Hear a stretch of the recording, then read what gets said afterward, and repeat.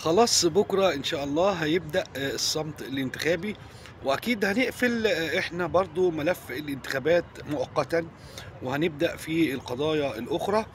آآ بس عايز أقول حاجة، كده موسم الإصلاح الاجتماعي قرّب على الانتهاء، أوشك على الانتهاء يعني. يعني شُفنا في الفترة اللي فاتت كل المرشحين في برّه مصر مصلحين اجتماعيين.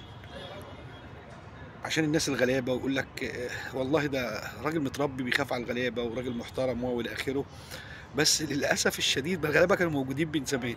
عمومًا موسم الإصلاح الاجتماعي هل هيكون في إعادة؟ هنشوف، والإعادات هنشوفها وهنتابعها برضه، ولكن عايز أأكد المصلحين الاجتماعيين اللي بيظهروا هم عاملين زي المسلسلات التركية بالضبط، الممثلين بيتغيروا ولكن القصة واحدة.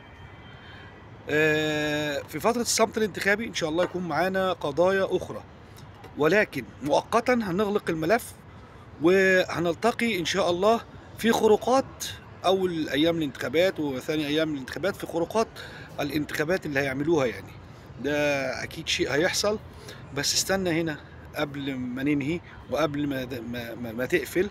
عايز أقول لك اختار اللي شبهك، اختار اللي بيمشي معاك على الأرض، اختار اللي بيحس بيك، اختار اللي بيضحك في وشك بدون مقابل.